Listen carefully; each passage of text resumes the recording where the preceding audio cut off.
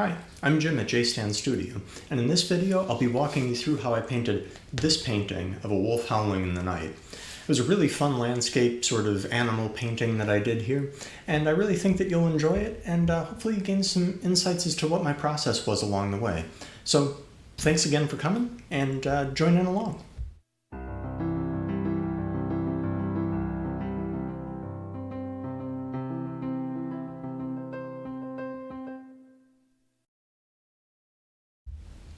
Alright, so for this painting I started off with just a really generic greenish blue wash on the backside, and I used a dark pencil to kind of block in my shapes and where I wanted things to go. I started off with a dark shade of blue for the background and then started laying in my dark shapes of where the brush and foresty areas are going to go. I was careful to brush along the sides of the canvas as well, just to give it that nice finished look.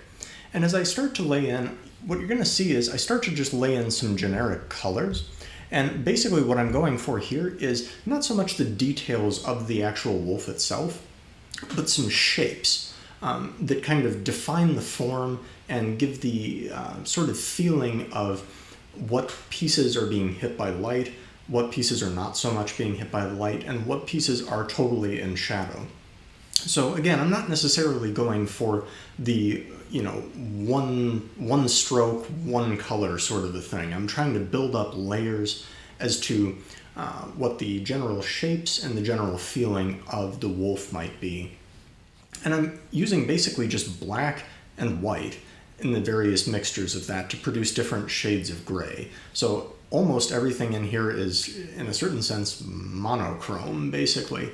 It's just varying shades of different colors of gray.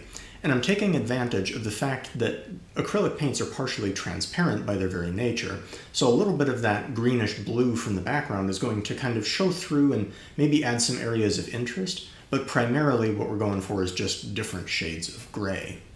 I'll keep rolling here, and again, you're just going to see me basically throwing in different shapes that I think are appropriate for this wolf, and trying to get that back and forth. I kind of iterate back and forth among the colors.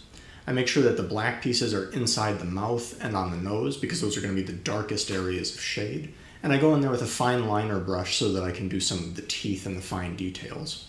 And once I do that, at that point, it's really a question of adding the details and refinement.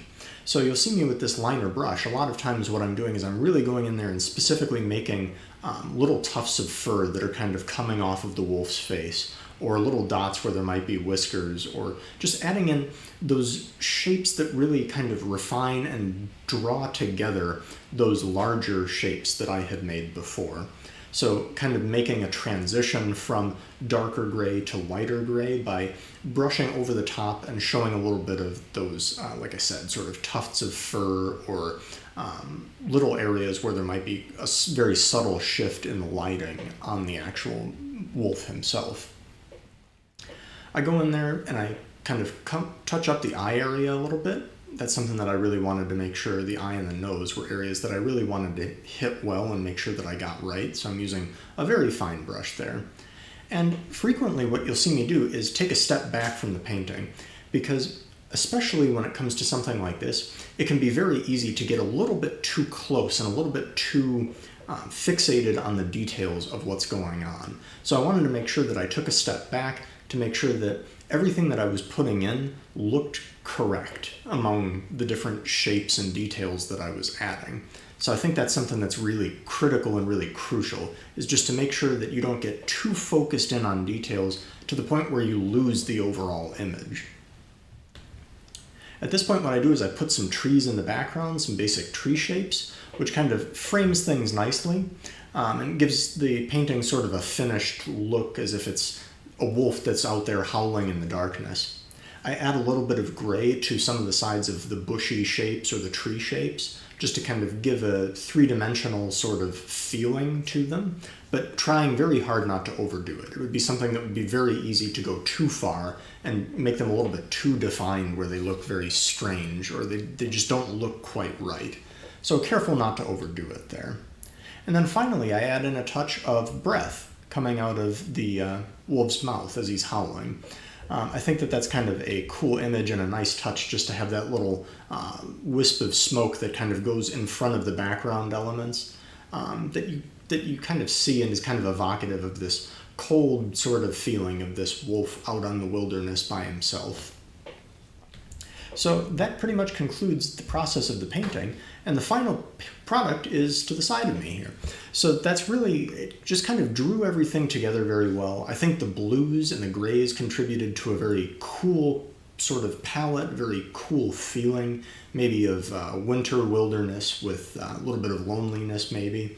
But I think that the strong figure of the wolf in the foreground there is just a really cool thing. I've always really had a good thing for, I really liked wolves my entire life. I just think that they're really great, really cool animals. So I hope that you enjoyed that. If you had any questions about what I was doing or anything like that, please feel free to drop them in the comments. I have some additional comments inside of the description box, so maybe that might be of interest to you if you'd like.